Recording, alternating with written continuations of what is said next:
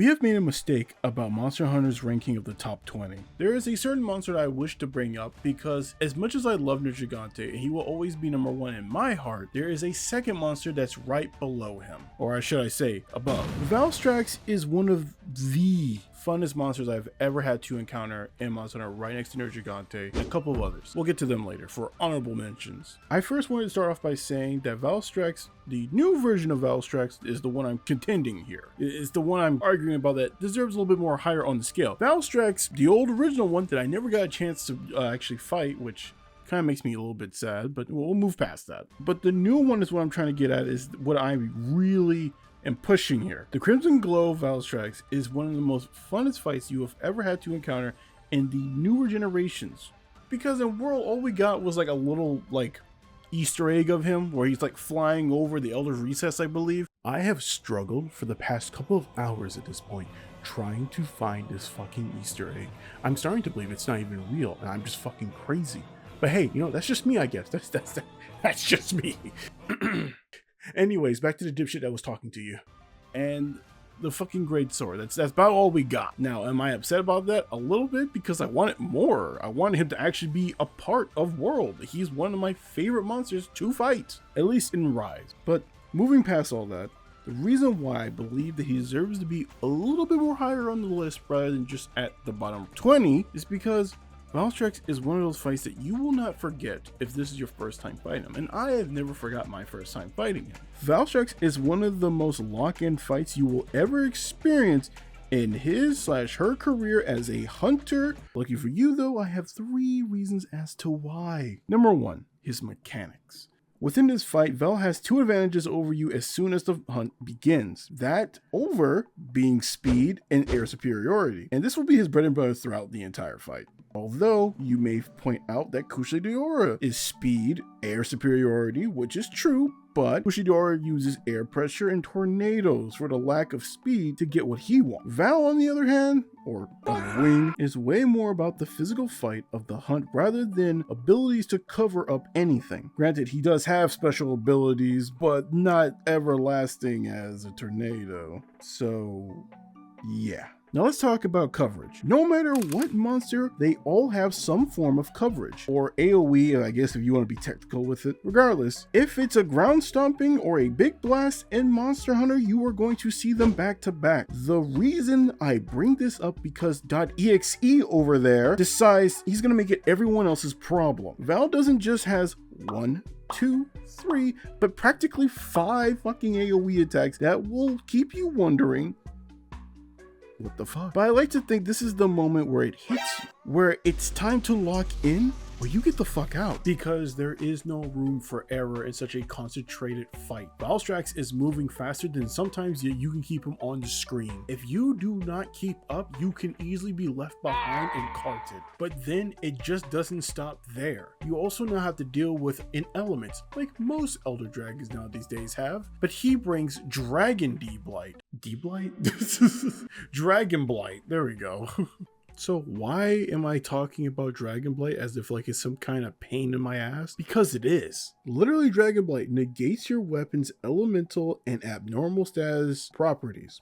In other words, if you had something that was increasing your elemental damage, say goodbye to it because you're not doing anything. Granted, it can always be removed by a Noble Berry, however you can only carry 10 at a time, and whatever you find around the field is whatever you find around the field. So with that being said, having Dragon Blight on you while you're fighting something that already kind of negates all of your elemental damage at a certain point in time does not feel like cash and or money. Now for number 2, the lore. We've seen these weird red comets flying across the sky as we thought that these were nothing more, nothing less, but regular phenomenons in our day-to-day lives. We just recently found out that it's a creature creating this red streak across the sky, scarring the lights of our night skies to our days. This creature is known as Valtrex, and we don't even have that much information about Valtrex either. How could you even get information about something that moves that fast?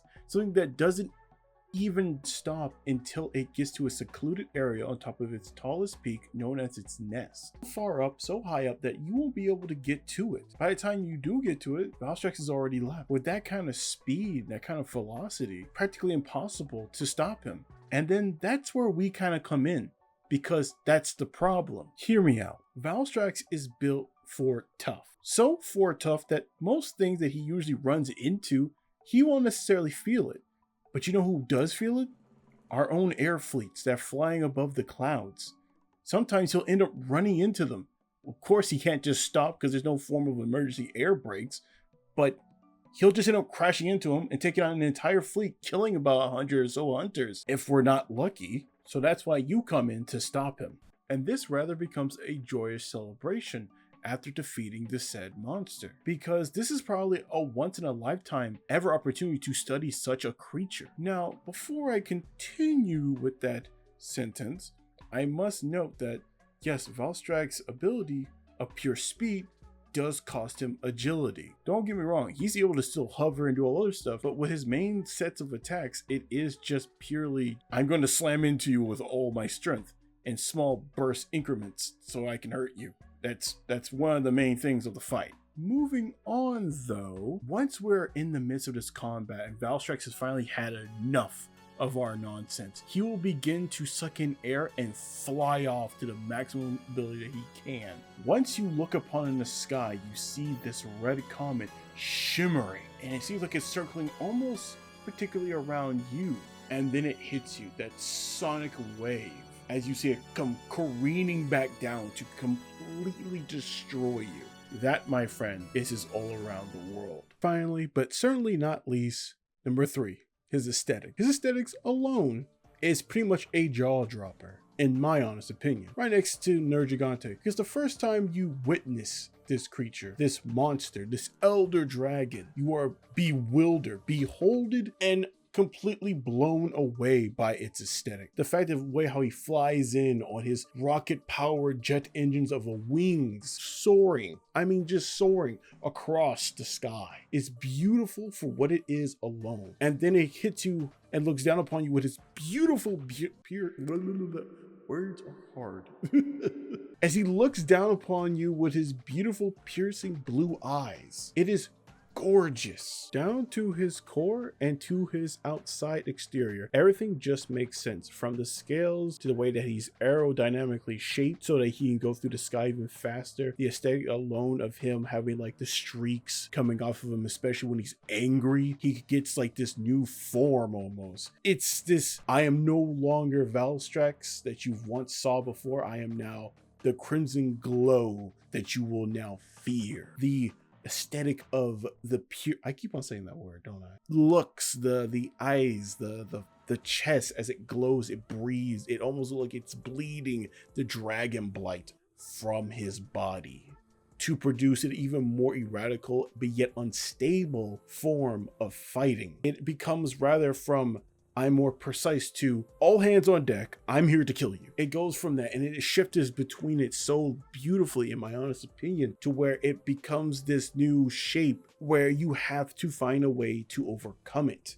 You have to find a way to outdo it. You have to either survive or outright overpower it.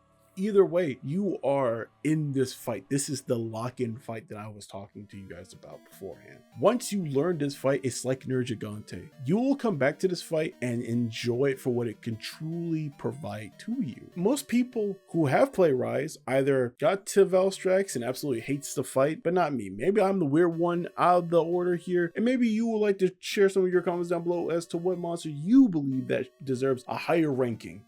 Now, of course, let me go ahead and address this right now. I know that I'm very late to the party. You don't gotta say anything, trust me. I could see the due dates. But what I do want to say is thank you so much for listening, and also hear me rambling for about a good like solid 10 minutes per se. Either way, I'm extremely grateful. Thank you so much for watching as usual, and I love all of you.